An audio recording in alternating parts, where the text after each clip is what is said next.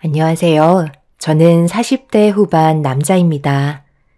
인생을 살다 보면 어쩔 수 없이 선택을 해야 되는 상황이 간혹 생기기 마련입니다.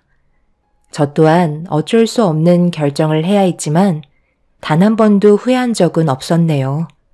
그리고 지금 현재 저에게 많은 변화가 생겼습니다.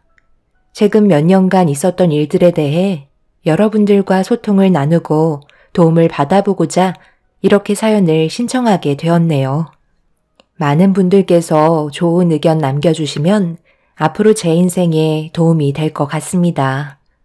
결혼 생활한 지는 15년 정도 됐고 연애 포함하면 20년의 세월을 아내와 함께 했었네요. 연애 기간이 꽤 오래되어서 장인 장모님께서 저를 친아들처럼 대해 주셨어요. 그때 당시 가진 게 없어도 건강한 몸뚱이 하나로 열심히 살면 뭐든 다 되는 줄 알았습니다. 그래서 쉬지 않고 땀 흘리며 앞만 보고 달려왔었죠. 그리고 어느 정도 안정자금이 마련이 되고 아내와 결혼을 할 수 있었어요. 오랜 기간 저를 봐오신 장인어른께서는 자기 딸을 굶길 것 같지는 않다고 저를 믿어주셨어요. 그렇게 아내와 함께 열심히 살면서 아들, 딸 둘 낳고 큰 기복 없이 순탄한 삶을 이어오고 있었습니다. 그런데 어느 날 장인의 건강 상태가 안 좋아서 병원에 입원했다는 장모님의 연락을 받게 되었고 아내와 급하게 병원을 찾아 장인어른의 몸에 어떤 문제가 생겼는지 장모님께 듣는 순간 아내는 그 자리에 주저앉아 눈물을 쏟아내고 말았습니다. 장인어른은 간암으로 몸 상태가 상당히 안 좋아진 상태였어요. 장인어른이 회복이 될 수 있는 방법은 간 이식밖에 없었습니다. 아내는 무조건 자기 아빠를 살리겠다고 아내의 간을 장인어른께 이식하겠다고 급하게 결정을 하려 했어요. 모든 건 절차가 있기 때문에 침착하라고 했지만 아내는 제 말이 귀에 들어가지 않았습니다. 언제나 행복만 가득할 거라 생각했던 가족에게 불행이 찾아온 시점이었죠.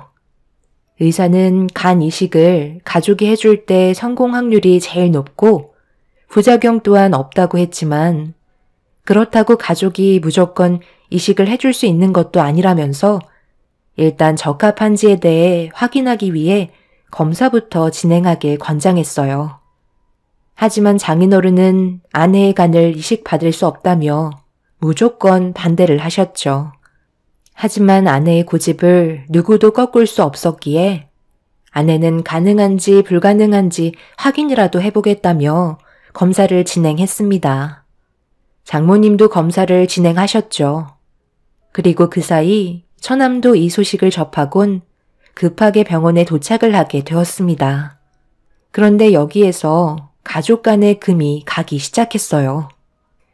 대충 얘기 들었지? 일단 너도 검사부터 진행해보자. 아빠 몸 상태가 많이 안 좋으시대. 그래서 서두르는 게 좋을 것 같아.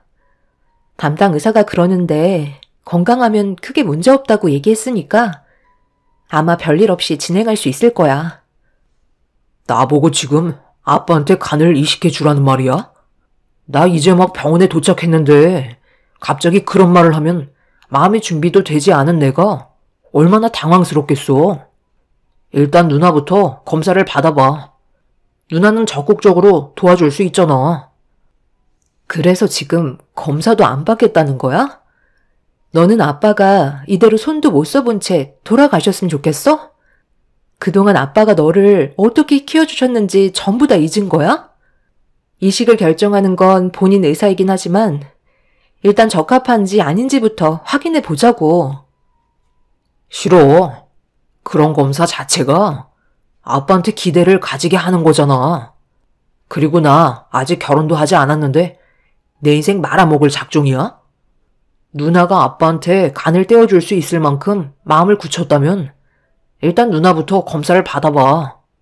그러고 나서 문제가 생기면 그때 내가 검사 받아보도록 할게.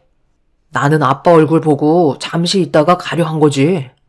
이식을 해주겠다고 병원에 온 거 아니거든? 지금 누나 때문에 내가 얼마나 당황스러운지 알아? 아빠도 나한테서 간을 떼어가고 싶으시겠어? 처남이 병실에 들어오자마자 아내와 언성을 높이며 싸우기 시작했어요. 그동안 서로 얼굴 붉히며 다투는 모습을 한 번도 본 적이 없던 터라 저도 많이 당황스러웠었죠.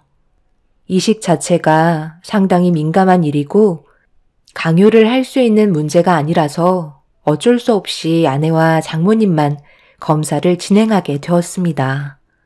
처남은 기분이 별로 좋지 않았는지 장인어른 얼굴 잠깐 보고 다시 돌아갔습니다. 처남은 처가에서 같이 살지 않고 따로 사업을 하기 때문에 특별한 일 아니면 얼굴 볼 일이 거의 없을 정도로 많이 바쁜 상황이었죠. 처남의 사업이 성공한 것도 장인어른이 뒤에서 많은 지원을 해주신 덕분에 자리를 잡을 수 있었는데 자기 부모님 앞에서 남보다 못한 태도를 보인 부부는 저도 기분이 좋지는 않았습니다.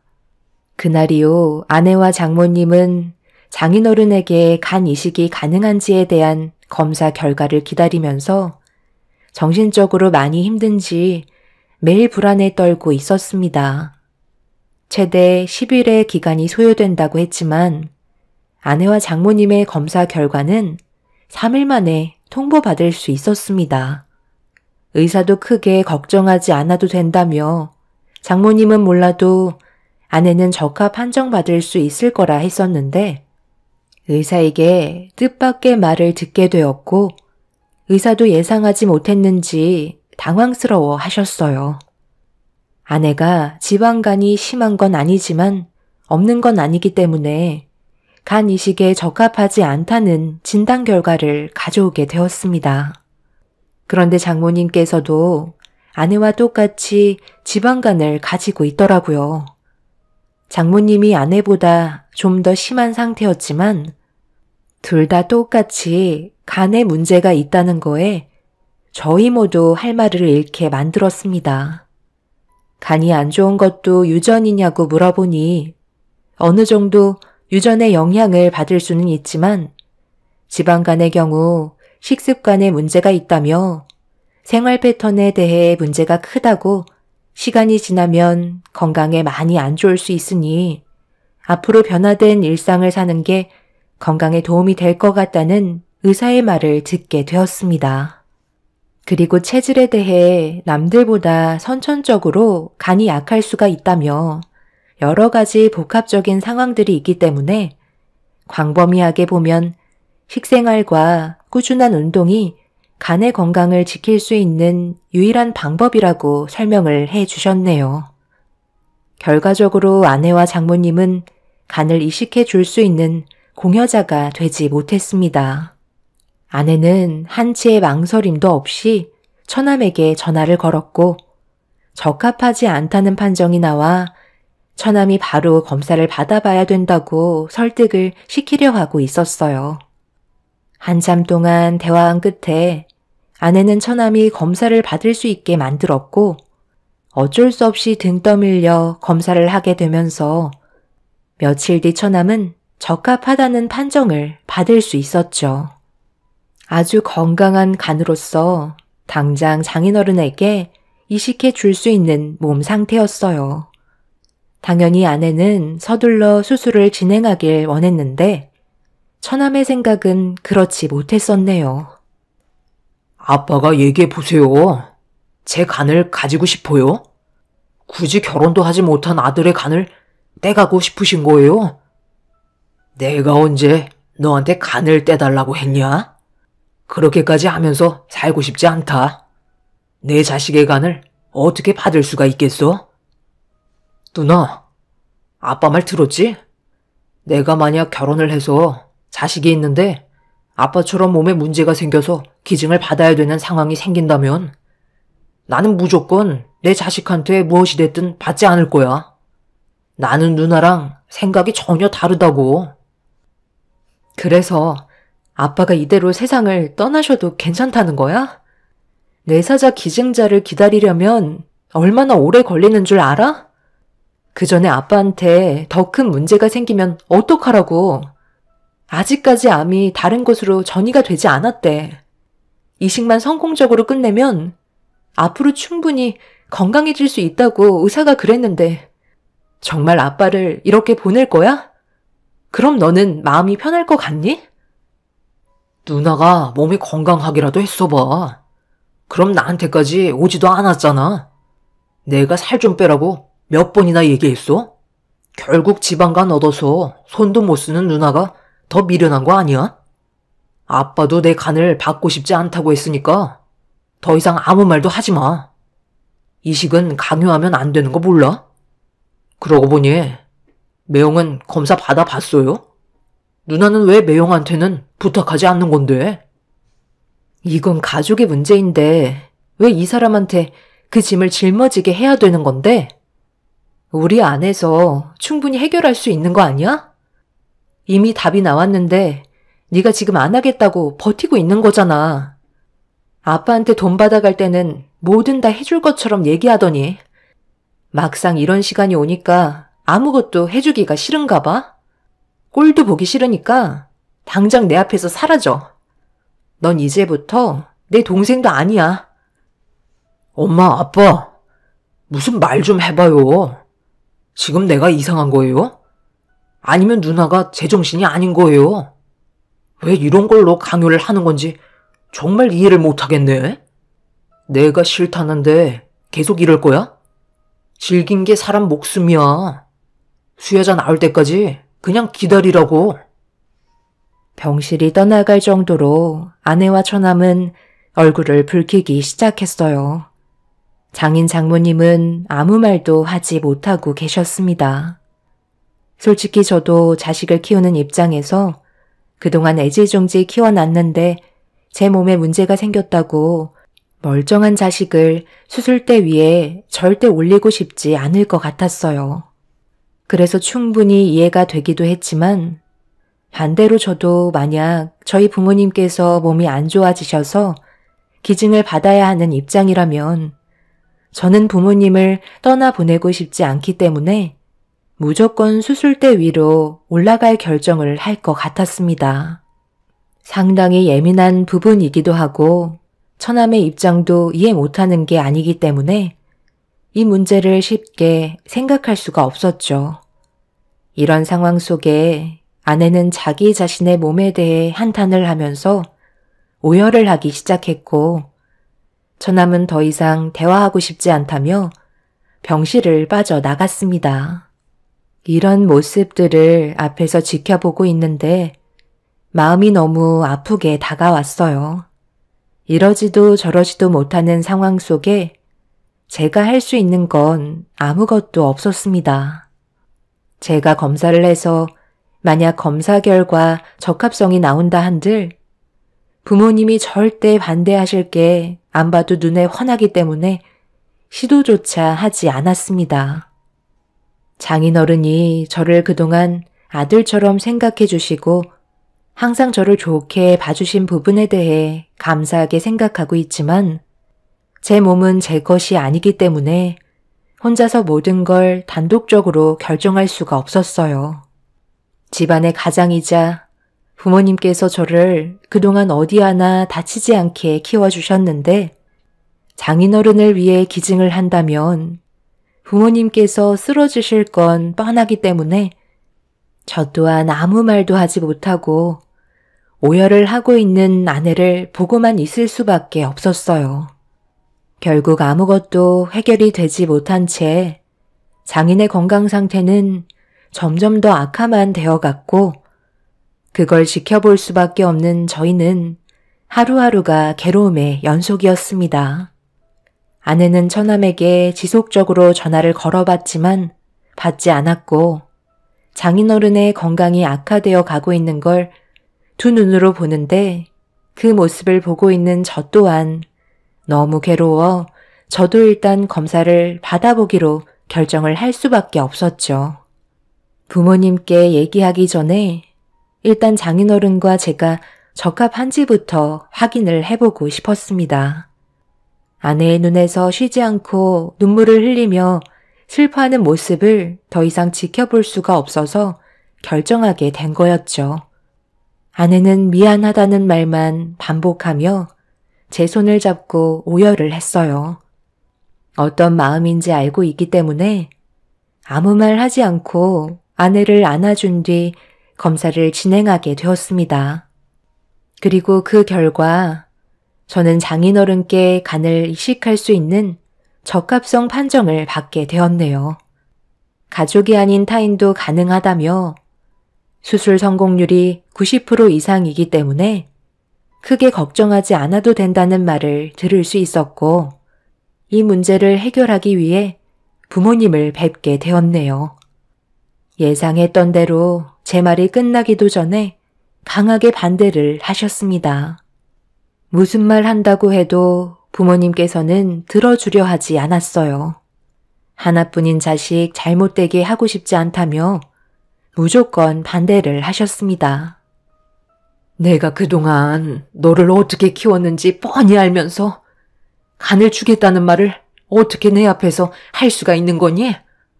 엄마 마음이 찢어지는 건 생각 안 하는 거야? 적합하다는 결과가 나왔어도 절대 허락해 줄 수 없으니 더 이상 아무 말도 하지 마라. 나도 너희 엄마랑 같은 의견이다. 사돈의 건강이 상당히 안 좋아진 건 어쩔 수 없지만 나는 내 자식이 우선인 거야. 이건 누구나 다 똑같은 거야. 성공 확률이 90%라고 하지만 10% 확률로 너한테 문제가 생기면 그건 잘못될 확률이 100%가 되는 거다. 그렇기 때문에 나도 허락해 줄 수 없어. 며느리 마음 이해하지만 앞으로 살아갈 인생이 누가 더 긴지 생각해 봐야 하지 않겠니? 사돈도 적지 않은 나이인데 현실을 받아들여야지 어쩌겠니? 결국 누구나 다 이 세상에서 떠나게 되어 있는데 잠시 먼저 가는 것 뿐인 거야. 지금 간을 이식해 준다 한들 언젠가 떠나보내야 되는 거잖아. 시간을 늦추기 위해서 앞으로 살 날이 더 많은 너의 삶이 힘들어지는 건 나도 그렇고 너희 엄마도 보고 싶은 마음은 없다. 결국 부모님을 설득하지 못한 채 자리에서 일어나려 하는데 초인종 소리가 들리길래 인터폰을 확인해 보니 아내가 찾아왔어요. 안 좋은 말을 듣게 될 게 뻔해서 데리고 오지 않았었는데 아내는 욕먹을 각오를 하고 찾아온 거였죠. 그리고 예상했던 대로 부모님께서는 제 아내에게 안 좋은 말들을 늘어놓으셨어요. 당연한 결과였습니다. 누구 하나 잘못된 게 아니었어요. 부모로서 자식이 아픈 걸 보고 싶지 않은 거고 자식으로서 부모와 함께하고 싶은 마음이니 어쩔 수 없는 상황이었죠. 네가 아무리 얘기한다 한들 우리의 대답은 변함이 없다. 너희 애비를 살리겠다고 내 눈에서 피눈물 흘려야 되겠니? 서운하게 생각할 필요도 없고 절대 원하지 않는 거니 더 이상 이 문제로 우리를 설득시키려 하지 마라. 아버님, 어머님, 정말 죄송해요. 제가 무슨 할 말이 있겠어요. 저라도 똑같은 마음이었을 거예요. 하지만 이렇게 저희 아빠를 떠나보내고 싶지 않아요. 지금까지 받기만 했지 해드린 거 하나 없이 살아왔는데 손 한 번 써보지 못하고 이대로 보내드려야만 한다는 게 제 마음이 찢어질 것만 같아요. 앞으로 시키는 건 뭐든 다 할 테니 한 번만 부탁드릴게요. 전혀 조율이 되지 않는 상태에서 아무것도 해결이 되지 않자 서로에게 안 좋은 감정만 더 커질 것 같아 결국 아내를 데리고 집으로 돌아와야만 했어요. 방에서 나오지 않고 오열을 하고 있는 모습을 보고 있으니 마음이 정말 좋지 않았었죠. 그 모습을 한참 동안 지켜보고 있다가 처남에게 다시 한번 전화를 걸어봤습니다. 한참 뒤에 제 전화를 받길래 집안이 어떻게 돌아가고 있는지 상황을 알려주면서 어떻게 하면 좋을지 대화를 주고받고 있는데 처남의 마음은 조금도 달라지지 않았어요. 저한테 간 맡겨놨어요? 매형이 저가 판정 받았다면 그냥 해주면 되잖아요. 어차피 결혼도 해서 누나도 옆에 있으니 손해볼 거 없잖아요. 저는 그냥 지켜만 보려고요. 어쩌겠어요. 저희 아빠 인생이 거기까지인 건데요. 매형도 이식해줄 수 없다면 방법이 없는 거잖아요. 꼭 그렇게 말을 해야 돼? 모두가 지금 얼마나 힘든 상황인지 뻔히 알면서 할 말이 그것밖에 없는 거야? 내가 처남한테 이래라 저래라 할 수는 없지만 그래도 말은 그렇게 하면 안 되지. 그래도 처남이 지금까지 누구 때문에 그 자리에 오를 수 있었던 건데 장인어른의 재력이 아니었다면 뭣도 없는 처남이 성공했을 수 있겠소?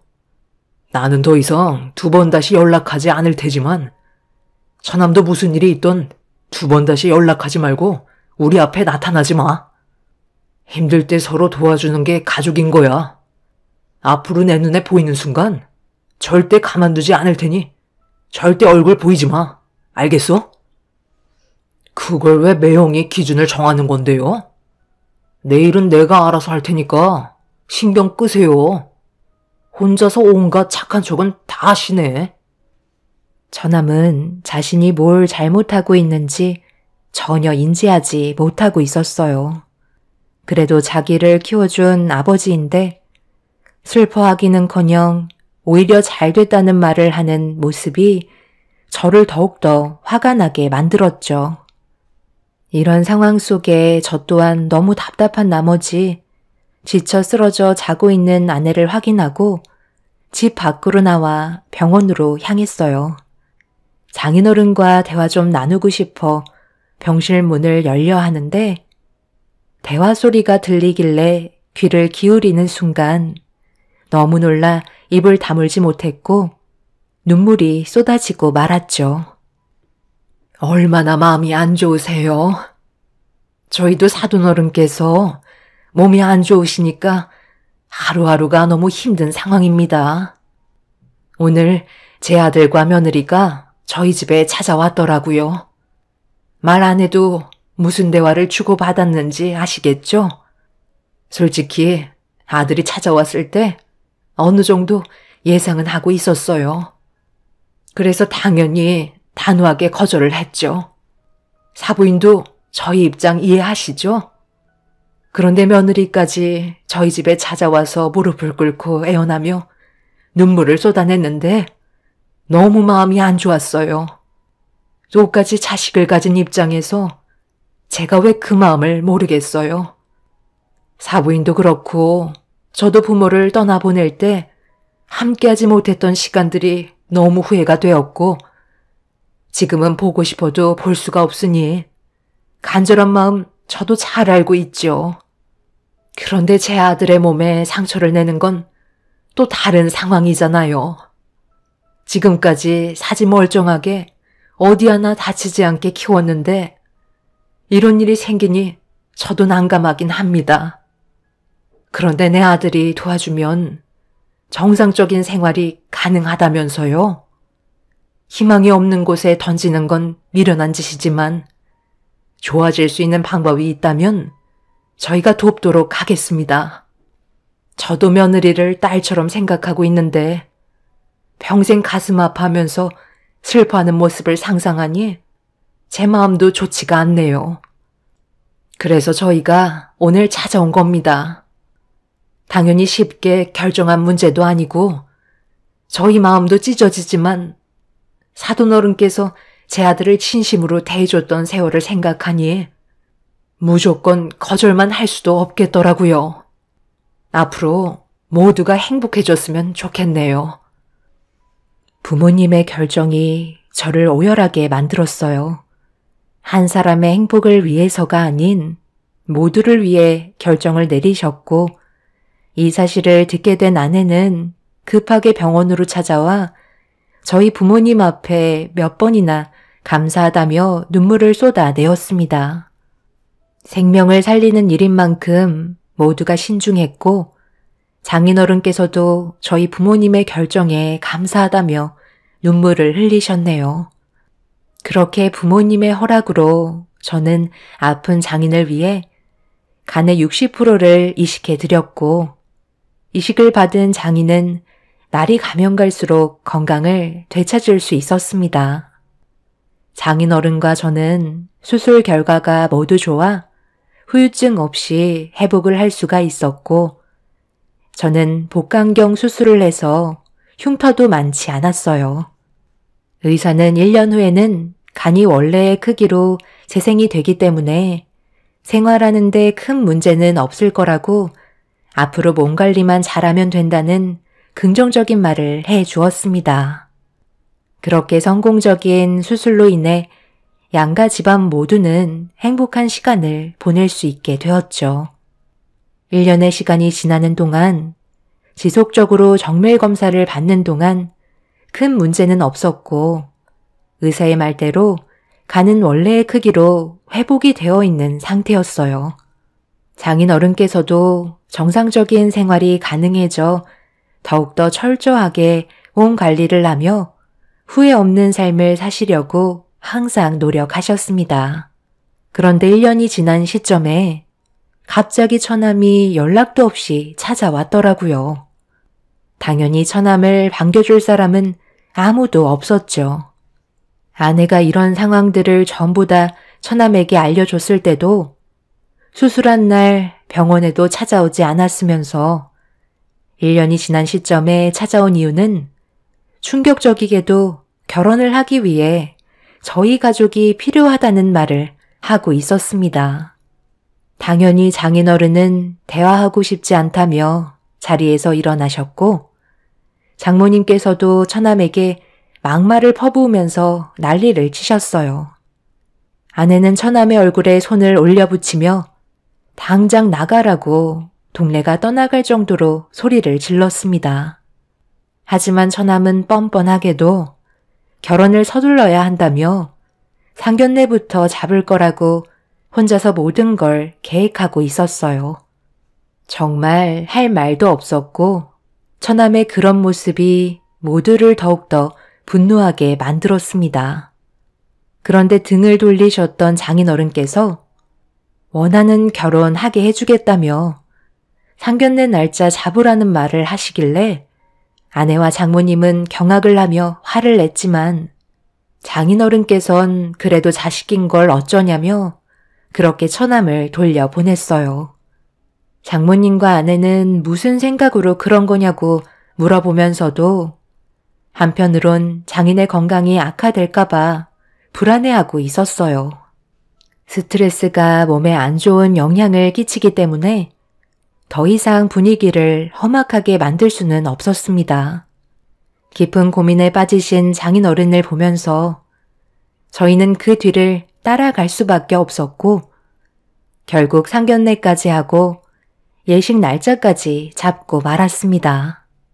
장인어른은 아무렇지 않은 듯 행동하시는 모습이 이해되지 않았지만 묵묵히 지켜볼 수밖에 없었어요.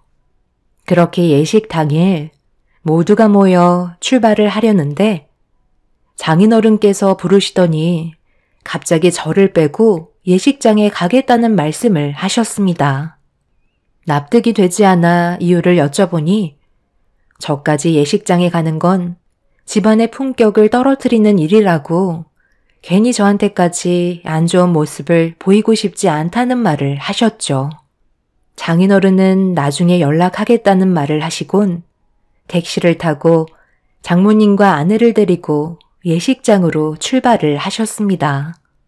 아내도 영문도 모른 채 장인어른을 따라가긴 했지만 몸이 온전치 않으셔서 큰 문제가 생길까봐 그래도 있을 순 없어서 처가 식구들을 뒤따라 갔습니다.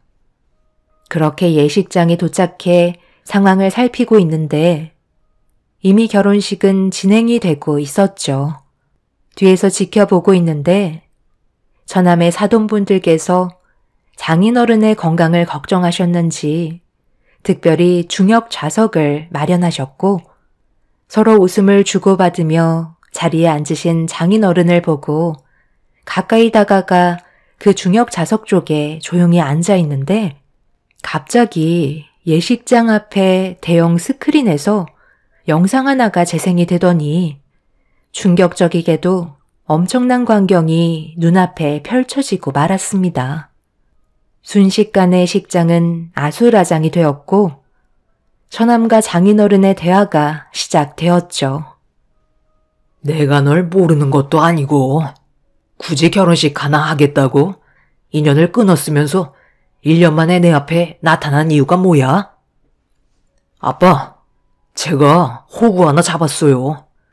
집안이 돈은 많은데 여자가 골이 비었어. 지금이 내 인생에 절호의 기회라니까요.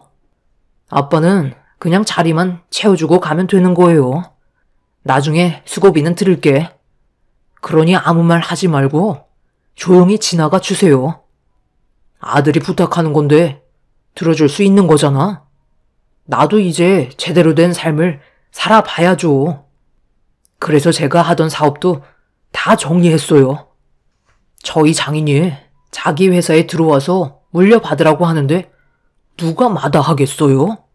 제가 가진 모든 걸 저 여자한테 쏟아 부었다고요. 절대 여기서 미끄러지면 안 돼요. 이제 다 왔는데 아빠가 결혼식에 자리만 채워주면 모든 게 끝난다고요. 무슨 말인지 아시겠죠? 너는 아빠한테 할 말이 그것 말고는 없는 거야? 먼저 부탁을 하기 전에 이 애비와 너희 매형 걱정부터 해야 하는 거 아니냐? 아빠가 병원에 있을 때 얼마나 힘들었는지 두 눈으로 뻔히 봤으면서 단 한 번도 괜찮냐는 말 한 번 한 적도 없었고 이제야 나타나서 한다는 말이 돈 많은 여자 하나 잡았다고 도와달라는 거야? 너희 매형은 친아들도 꺼리는 일을 서슴지 않고 내어준 사람이야. 그런데도 너는 아직까지도 정신을 못 차린 거냐? 네가 원하는 대로 결혼식은 참석해 줄 테니 앞으로 2번 다시 만나지 말자. 아빠는 앞으로 너를 내 자식으로 생각하지 않으마. 아플 때 옆을 지켜주는 사람이 진정 가족이라 했거늘. 너는 남보다 못한 존재다. 대형 스크린에 나온 영상을 모두가 보게 되었고 처남은 영상을 내리라며 소리를 질렀어요. 장인어른의 행동에 결혼식이 물거품이 되어버리자 처남은 화가 머리끝까지 올라왔는지 장인어른의 멱살을 잡으며 일으켜 세웠습니다. 그 모습을 보고 급하게 달려가 처남을 강하게 밀치면서 장인어른을 보호해주고 있는데 처남의 사돈어른께서 처남의 얼굴에 주먹을 날렸고 장인에게 와서 당신 딸 인생을 구해줘서 감사하다며 서둘러 식을 마무리했습니다. 처남은 온갖 변명을 늘어놓으면서 사돈 어르신을 붙잡으려 했지만 이미 상황은 끝나고 말았죠. 그동안 모든 걸 준비한 것들에 대해 위자료 청구하겠다며 사돈 어르신은 식장에서 나가셨고 결혼을 약속했던 여자는 처남의 뺨에 손을 올려붙인 뒤 난리를 쳤네요. 그렇게 아수라장이 된 식장에서 처남이 장인에게 분노를 표출하려고 하자 제가 처남의 멱살을 잡고 바닥으로 강하게 패대기를 쳤습니다. 화를 표출하던 처남은 저한테 달려들었지만 옆에 있던 아내가 동생의 버릇은 누나가 고쳐야 한다며 사정없이 손을 휘둘렀네요.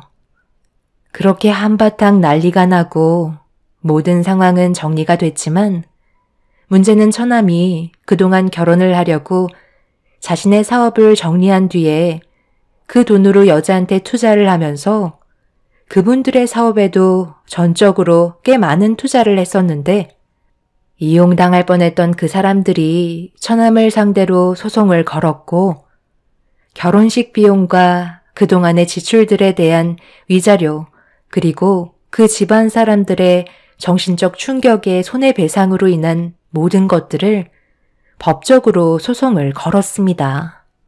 결국 처남은 가진 거 하나 없이 빈털터리 상태에서 장인에게 도움을 요청해야 했지만 처남의 부탁을 거절했고 결국 처가에서 내쫓기고 말았네요.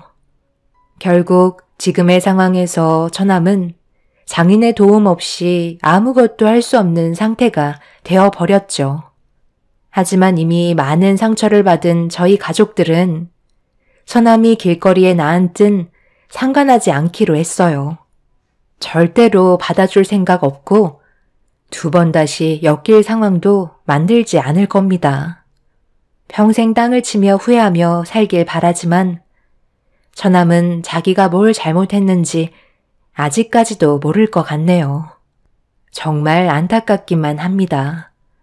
처남이 없다면 저희 가족은 행복만 있을 것 같네요. 제 사연 들어주신 여러분들의 가족분들께도 언제나 웃음이 가득하시길 바랍니다. 감사합니다. 안녕하세요.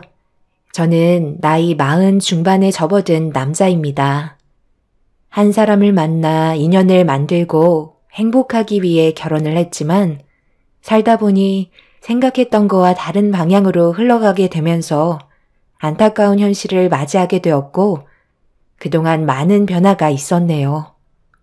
처음 시작은 실패로 돌아갔지만 2번은 실패하고 싶지 않아 여러분들과 소통을 하면서 조언을 구하고 싶어 이렇게 사연을 신청하게 되었습니다. 꽤 오랜 시간이 흘렀지만 지금도 그날의 기억을 잊을 수가 없을 정도로 저에게는 너무나도 큰 충격을 안겨주는 사건이 하나 있었습니다. 제 2 눈으로 목격하게 된 건 그때 당시 아내가 처음 보는 남자와 손을 잡고 걸어가면서 누가 봐도 연인인 것 같은 눈빛을 주고받고 있었어요. 결혼한 지 10년이나 됐었고 비록 가난했지만 열심히 벌어먹고 살기 위해 쉬지 않고 뛰어다녔었는데 그동안 꿈꿔왔던 삶이 한순간에 무너지는 순간이었죠. 하필 그날이 새롭게 시작된 건설 현장에서 일을 하던 상황이었는데 근로자들과 점심 식사를 마치고 현장으로 걸어가던 도중에 발견하게 된 거였어요. 눈앞에 펼쳐진 현실이 제가 상상하던 그런 상황이 아니길 바랬지만 아내와 정체 모를 남자가 골목길에 들어가는 모습을 확인하고 급하게 뒤를 따라가 현장을 확인한 순간 상상하고 싶지 않은 현실이 눈앞에 펼쳐졌고 아내와 처음 본 남자가 서로 입을 맞추고 있는 모습에 이성을 잃어버려 그 남자의 얼굴에 주먹을 날리고 말았습니다. 갑자기 나타난 저를 보고 아내도 많이 놀랐는지 비명을 지르기 시작했는데 충격적이게도 아내는 저에게 용서를 구하기 전에 그 남자를 보호해주고 있었습니다. 제가 날린 주먹에 주저앉아 고통스러워하던 남자는 고개를 돌린 채 저를 쳐다보지 않았어요. 아내는 눈물을 흘리면서 입술이 터진 남자의 얼굴을 자기 옷으로 닦아주고 있었죠. 이미 아내는 제가 아닌 주저앉아 있는 남자를 더 소중하게 여기고 있었습니다. 그 모습을 보는데 다음은 어떻게 해야 할지 모르겠더라고요. 아무런 계획 없이 무턱대고 돌진하긴 했지만 눈앞에 펼쳐진 충격적인 광경은 제 머릿속을 백지로 만들어 버렸었죠. 아내는 몸을 떨면서 힘겹게 자리에서 일어나 제 앞으로 다가오더니 분노한 얼굴로 제 뺨에 손을 올려 붙였어요. 무릎을 꿇어도 모자랄 판에 저에게 뺨을 올려 붙인 아내의 눈빛이 저를 더 미쳐버리게 만들었고 결국 제 손이 아내에게 향하려던 순간 아내가 갑자기 무릎을 꿇었어요. 그리곤 오열을 하면서 저와의 삶을 정리하고 싶다는 충격적인 말을 꺼내며 옆에 있던 남자와 새로운 삶을 원하고 있었습니다. 자기가 가진 모든 걸 저에게 주겠다며 10살밖에 안 된 아들까지 포기하겠다고 하더라고요. 당신 정신 나갔어? 10년간 지켜온 가정을 버리고 저놈과 다시 시작하겠다는 거야? 현성이는 무슨 잘못이길래 당신 때문에 상처를 받아야 하는 건데? 고작 10살밖에 안 된 그 애가 왜 이런 아픔을 감당해야 되냐고. 도대체 뭐가 문제인데? 그건 당신이 더 잘 알잖아. 우리가 이게 사는 거야? 10년을 살면서 우리가 달라진 게 뭐가 있는데? 맨날 똑같은 일상에 빚에 쪼들려서 모이지도 않는 돈 때문에 전전긍긍대는 게 사는 거야? 결혼 전에 나한테 뭐라고 그랬어? 호강시켜준다고 했잖아. 그 말 하나 믿고 지금까지 버티며 살아왔었는데 10년 전이나 10년 후나 달라진 게 뭐가 있는데? 더 이상 당신 말 듣고 싶지 않고 앞으로 10년이나 20년이나 내 미래는 조금도 변하지 않을 거야. 한 번뿐인 인생 이렇게 살고 싶지 않아. 나도 제대로 된 남자 만나서 떵떵거리며 살고 싶다고. 그러니 여기까지만 하자. 당신은 현성이만 불쌍하고 나는 불쌍하지도 않아? 이제 그만하고 싶어. 이렇게까지 된 건 누구보다 당신이 더 잘 알 거 아니야. 어차피 시간 끌어봤자 좋을 거 하나 없어. 아내는 이렇게 된 게 전부 다 제 탓이라고 오히려 큰 소리 치면서 원망하고 있었습니다. 아내 옆에 있던 남자는 저와 다르게 온몸을 명품으로 치장하고 있었어요. 그와 반대로 저는 건설 현장에서 일을 하던 중이라 흙먼지로 얼굴과 옷이 더러워진 상태였죠.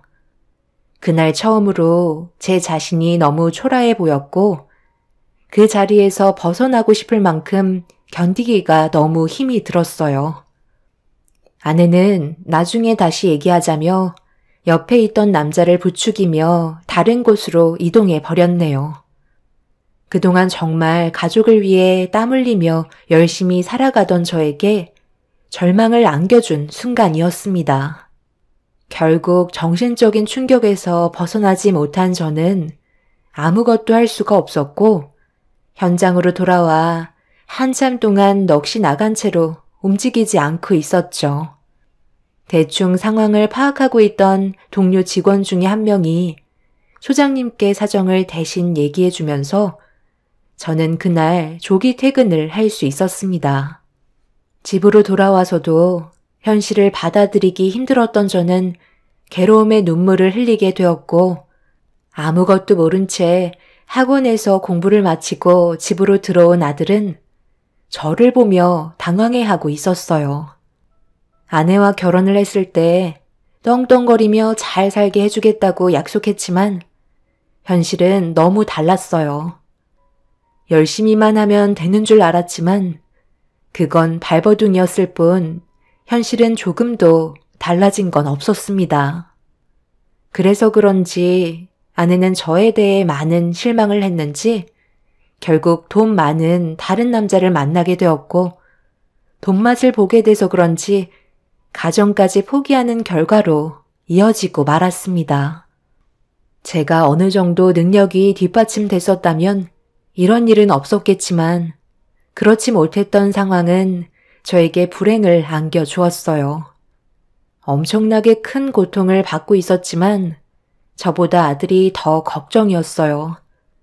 어떤 일이 벌어지고 있는지 전혀 모르고 있는 아들은 배가 많이 고픈지 제 눈치를 보며 냉장고 문을 열어 먹을 걸 찾고 있었습니다. 저보다 아들이 우선이기 때문에 제 아픔은 뒤로 한 채 배고파하는 아들에게 밥상을 차려 주었어요. 아내가 집에 들어오기 전까지 집안 정리며 아들의 뒤를 봐주었고 늦은 저녁 시간이 되어서야 잠에 빠진 아들을 보면서 앞으로 어떻게 해야 할지 많은 고민을 하게 되었죠. 그렇게 아내는 늦은 새벽에 현관문을 조심스럽게 열며 집으로 들어왔어요. 제가 거실 소파에 앉아 있자 생각지도 못한 상황에 화들짝 놀랐는지 제 앞에 앉아 앞으로 어떻게 할 건지 모든 걸 계획하고 있었습니다. 어차피 모든 걸 다 알았는데 더 이상 숨겨봤자 뭐 하겠어. 아까 얘기한 대로 내 마음은 변함없을 거고 그 사람이랑 새 출발할 거야.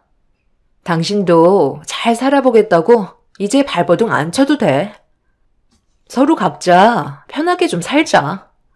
언제까지 이렇게 살 수는 없잖아? 끝내 당신은 10년을 함께한 나와 현성이보다 그 남자를 선택하겠다는 거네. 언제부터였어? 그놈을 만난 게 얼마나 된 거냐고. 1년 정도 됐어. 기간이 중요한 게 아니야. 내가 원하는 걸 당신은 해줄 수 없지만 그 사람은 말만 하면 모든 걸 다 들어준다고. 그래서 네가 말하는 그 사랑이 언제까지 갈 것 같은데? 돈 많은 남자가 당신한테 얻을 게 없는데 뭐하러 접근하겠어? 10살이나 된 아들까지 딸려있는 당신을 누가 정신 나갔다고 데려가겠냐는 거야. 분명 다른 목적이 있겠지. 잘해주는 건 전부 이유가 있는 거야. 그놈이 당신을 정말 사랑해서 만나는 거라고 생각해? 그냥 단순히 즐기고 있는 거라고. 한두 살 먹은 나이도 아니면서 왜 아직까지 철없는 어린애처럼 구는 건데? 당신 원래 이런 사람 아니었잖아. 사람은 원래 변하기 마련이야. 나를 좋아한다는 남자가 돈까지 많은데 내가 거절할 필요가 뭐가 있어? 아내의 행동과 말투는 이미 가정을 버리고 그 남자에게 넘어간 상태였어요. 제가 아무리 발버둥 쳐봤자 달라지는 건 아무것도 없을 것 같다는 판단이 서게 되면서 결국 이혼을 준비할 수밖에 없었습니다. 그때 당시 아내에 대한 배신감도 상당했었지만 아들이 받게 될 상처 때문에 간통죄로 고소하기가 사실상 어려웠어요. 갑작스럽게 변화되는 환경을 아들이 적응하지 못할까봐 간통죄로 고소를 하지 않는 대신 아들과의 시간을 보내주길 부탁했고 아내도 처벌을 받고 싶지는 않았는지 제 의견에 따라 주었죠.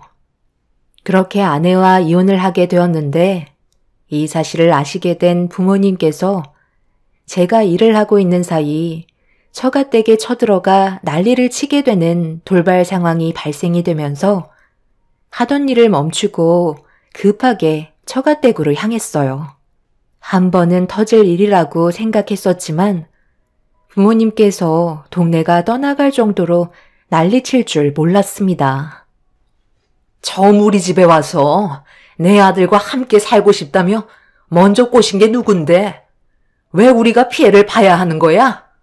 돌아오지 않을 내 아들 인생 이제 어쩔 거냐고. 돈 많은 남자 나타났다고 가정을 위해 열심히 뛰어다니는 내 아들을 배신해? 이제 와서 어쩌려고요?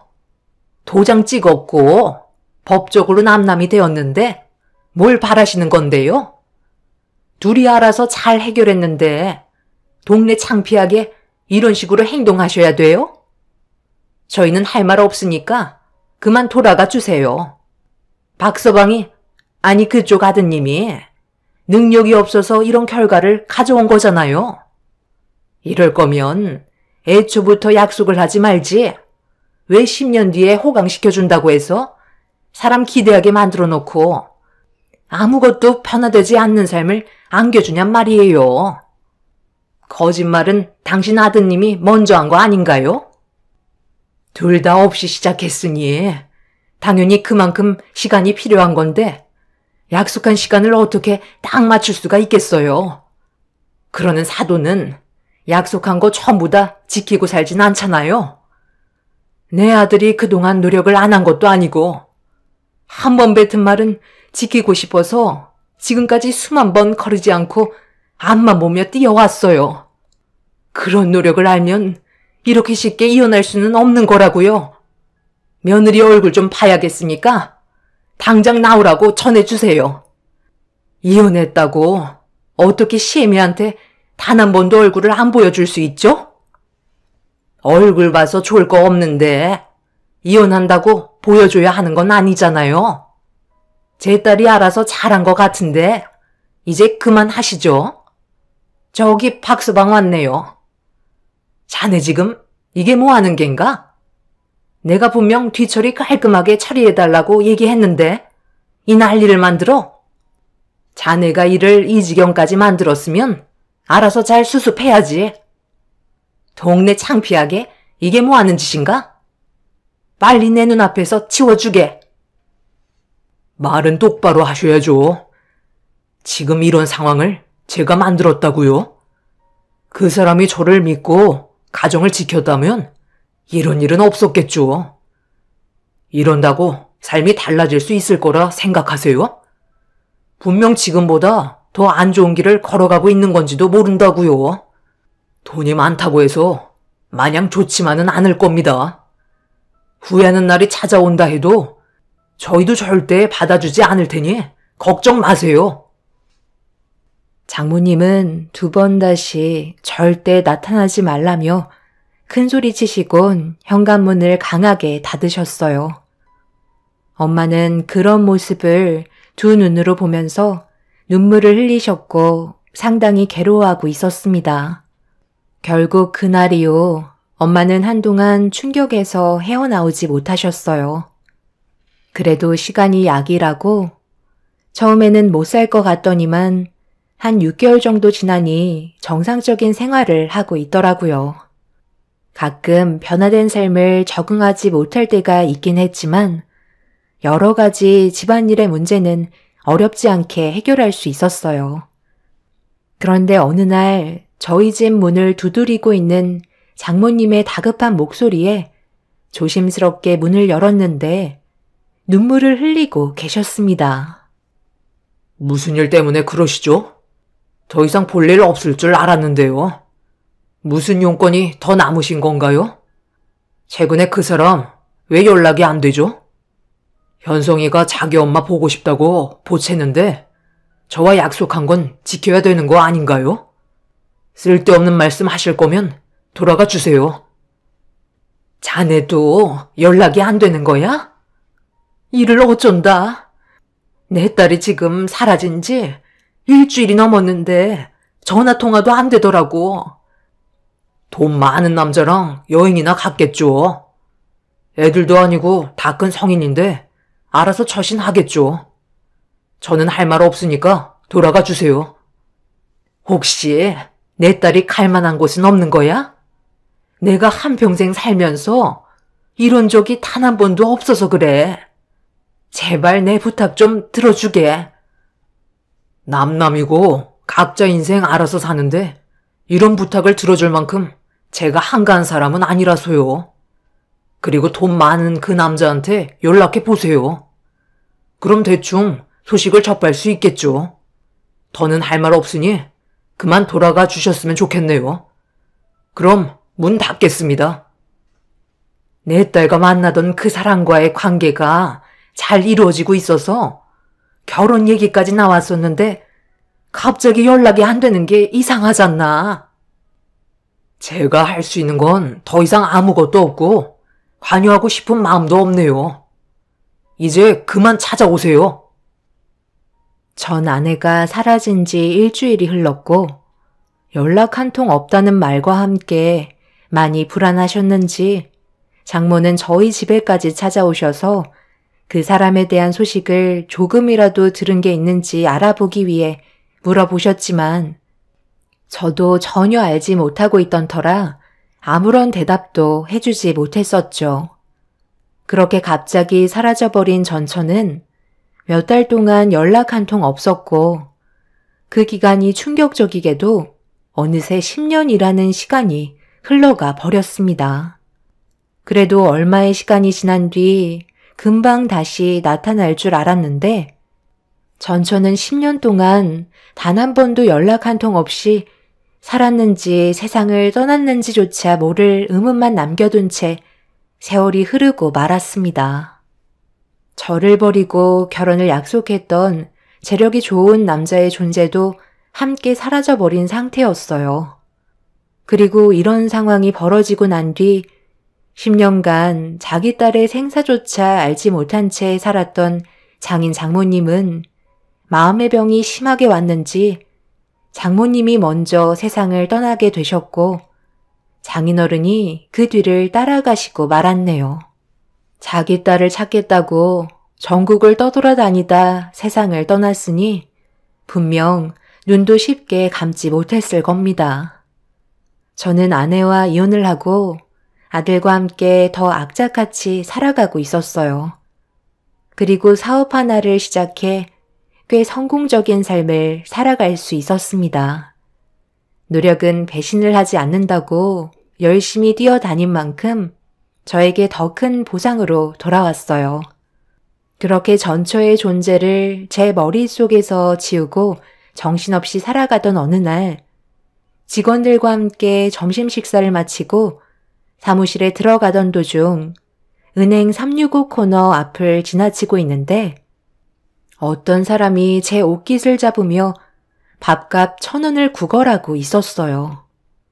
헝클어진 긴 머리로 얼굴을 가리고 있었고 여기저기 다 뜯어지고 악취가 진동하는 모습을 보니 안타까운 마음에 현금이 없던 터라 10만 원을 뽑아 건네주었죠. 돈을 받은 여자는 1,000원도 아닌 10만 원을 받아서 그런지 저에게 몇 번이나 감사하다는 말을 건넨 뒤 근처 식당으로 급하게 들어갔어요. 그런데 식당 주인이 그녀를 내치면서 점심 장사 말아먹을 작정이냐고 소리를 지르고 있길래 단골인 제가 사장님과 좋게 대화를 나눈 뒤 다른 손님들에게 피해가 가지 않게 건물 밖에 있는 테이블에 따로 식사를 차려달라고 부탁을 했어요. 제 얼굴을 봐서 한 번만 부탁을 들어주겠다며 음식을 내어주었고 헝클어진 머리 사이로 내어진 음식을 급하게 먹고 있는데 거뭇거뭇한 얼굴이 어디에선가 많이 본 듯한 낯이 익은 얼굴이길래 가까이 다가가니 충격적이게도 10년간 자취를 감추고 모습을 드러내지 않았던 전처였습니다. 말도 안 되는 현실을 믿을 수 없어 아무 말도 없이 급하게 음식을 먹고 있는 전처의 모습을 보고 있는데 누군가 저를 부르는 목소리에 고개를 돌렸고 제가 있는 곳으로 가까이 다가온 사람은 다름 아닌 1년 동안 저희 업체가 계약을 성사시키기 위해 노력을 쏟아붓고 있던 한 회사의 회장님이셨습니다. 회장님이 지나가던 길에 저를 보게 되었는데 길거리에서 구걸하는 불황인을 도와주고 있는 모습을 보고 감동을 받으셨는지 저희 회사에 대한 이미지를 좋게 봐주셨습니다. 그리고 그동안 제가 1년 동안 저희 업체와 계약을 성사시키기 위해 회장님을 따라다녔던 노력을 그 자리에서 보상을 받을 수 있었네요. 회장님은 저희 업체와 계약을 하길 원하셨고 일정이 잡힌 대로 연락을 주겠다며 돌아가셨어요. 제가 정말 바라는 일이었지만 눈앞에 펼쳐진 전처의 모습을 보고 있으니 기분이 좋지만은 않았어요. 저와 아들을 버리고 잘 살겠다며 떠나간 아내가 10년 만에 나타나 불황인의 모습을 하고 있으니 한숨밖에 안 나오더라고요. 급하게 식사를 끝낸 전처가 자리에서 일어나려고 하자 10년 만에 처음으로 아내의 이름을 부르며 가까이 다가갔는데 뭔가 느낌이 좋지 않았습니다. 제가 누군지 알지 못하는 듯 저에게 또 다시 돈을 구걸하기 시작했어요. 제정신이 아닌 듯 초점 또한 잃어버린 눈빛은 심각한 상태라는 걸 단번에 알 수 있었고 과거에 제가 겪은 아픔을 뒤로한 채 일단 집으로 데려갈 수밖에 없었네요. 정말 다행인 건 돈을 주겠다는 말에 저를 순순히 따라왔고 제가 아내를 데리고 집으로 들어오자 집에 있던 아들이 자기 엄마의 충격적인 모습을 보고 입을 다물지 못하고 있었습니다. 그리고 뒤이어 방에서 나오신 부모님께서 제가 데려온 아내를 보고 경악을 하셨네요. 어머니는 정신이 온전치 않은 아내를 왜 집으로 데려왔냐고 화를 내시는 것보다 일단 급하게 화장실로 데리고 들어갔어요. 그런데 잠시 뒤 어머니의 비명소리에 저희 가족은 모두 급하게 화장실로 달려갔는데 두 눈으로 볼 수 없을 정도로 충격적인 몸 상태를 가지고 있었습니다. 온몸이 상처투성이었고 머리에도 몇 바늘이나 꿰맨 흉터가 남아 있었죠. 10년간 아내에게 어떤 일이 벌어진 건지 알 수는 없었지만 몸에 남아있던 흔적들은 그동안 얼마나 고통스러웠을지 느낄 수 있었습니다. 어머니는 아내를 씻겨준 뒤 데리고 나와 주방으로 향했어요.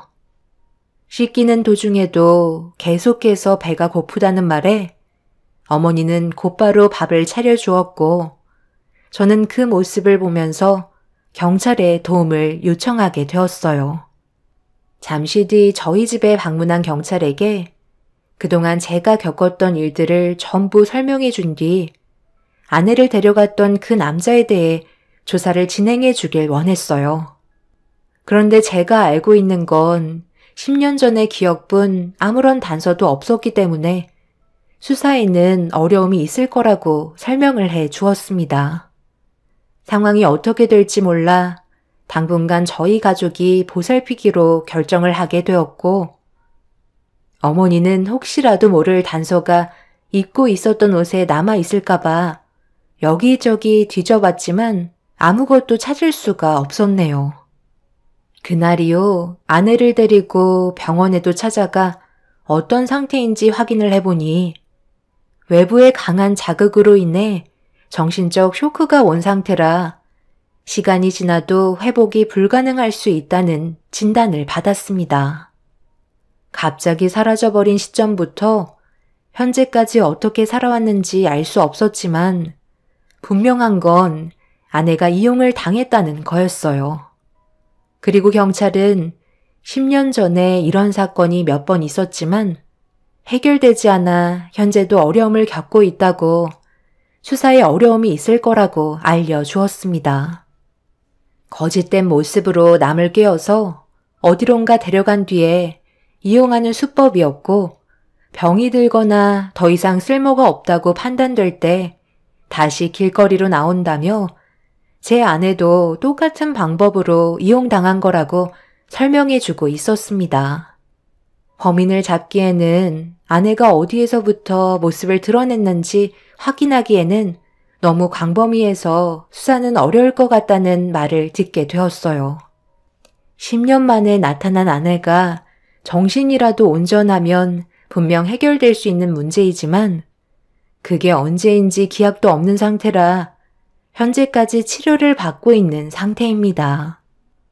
그리고 저희 업체와 계약을 진행하겠다던 회장님도 이 사실을 알게 되신 이후부터 저를 더 안쓰럽게 생각하셨는지 적극적으로 도와주셨고 회사에 좋은 영향을 많이 받게 되었습니다. 회장님 덕분에 제 사업도 좋은 결과를 가져오면서 앞으로 저희 회사의 미래는 밝아졌지만 앞으로 어떻게 살아야 할지 걱정이네요. 어머니는 저에게 할 만큼 했다고 전처를 놓아달라고 하시네요. 지금 저런 모습을 하고 있는 게 안타깝지만 어쩌겠니? 그건 자기 업보인걸. 자기가 결정한 인생길이잖아.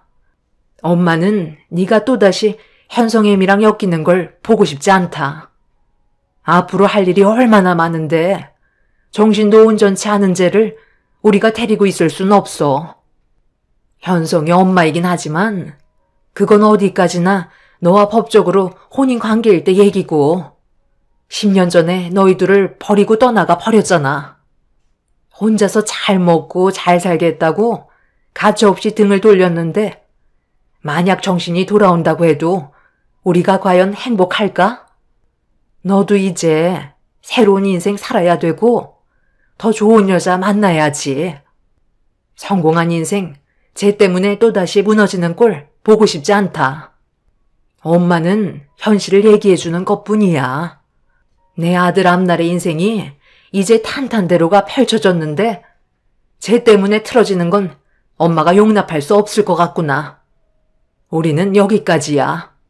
더 이상은 안 된다. 그러니 너도 마음 단단히 먹고 보내주도록 해라. 가끔 시설에 찾아가 잘 지냈는지 그것도 보려고 하지 마. 예정이 원래 더 무서운 거니까. 시설에 가면 알아서 잘 살아갈 거다. 우리 집안이 이제서야 안정권에 접어들었고 너도 정상적인 생활을 하는데 그만큼 오래 걸렸는데 또다시 불행을 겪게 된다면 엄마는 더 이상 살기 힘들 것 같구나. 아직까지도 며느리가 너한테 주었던 그 상처는 내 머릿속에 생생하게 남아있는데 데리고 산다 한들 행복한 날들이 찾아오겠니? 엄마가 봤을 때 절대 좋아질 수 없을 거다. 이 문제는 현성이도 이해해 줄 거야. 네가 그동안 얼마나 힘들어했니? 눈물도 많이 쏟아냈었고 술에 의지한 시간들도 많았는데 정작 너를 버리고 떠난 쟤는 자기가 뭔 잘못을 했는지도 모르고 있잖니. 내 아들이 또다시 눈물을 흘리는 모습은 2번 다시 보고 싶지 않다. 어머니의 말에 저 또한 어느 정도 수긍하고 있었어요. 제 아들의 엄마이긴 하지만 이미 법적으로 이혼한 상태이고 앞으로 저에게는 더 좋은 날들이 펼쳐지게 될 텐데 또다시 아내 때문에 제 인생이 불행해지고 싶지 않아 부모님의 말을 따르기로 결정하게 되었어요. 제 아들 현성이도 과거의 아픔 때문인지 어른들의 말에 반박하진 않았지만 저희 가족의 선택이 옳은 걸까요? 여러분들의 의견도 들어보고 싶어서 이렇게 사연을 작성하게 되었어요. 현명한 방법이 무엇인지 알려주시면 많은 도움이 될 것 같습니다. 아직까지 해결되지 않은 많은 것들이 있지만 저희 가족이 짊어지고 갈 만큼 여유가 있는 것도 아닙니다. 그런데 전처가 저와 아들을 버렸으니 저도 똑같이 당해보라고 아내를 버리는 것 같은 느낌이 들어 기분이 좋지는 않습니다. 그래서 여러분들의 조언도 듣고 어떤 선택을 하는 게 제일 현명한 방법인지 알고 싶네요. 소수의 의견보다 다수의 의견이 더 많은 도움이 될 것 같습니다. 제 사연을 들어주신 분들 늘 건강 유의하시고 뜻깊은 하루 되시길 바랍니다. 감사합니다.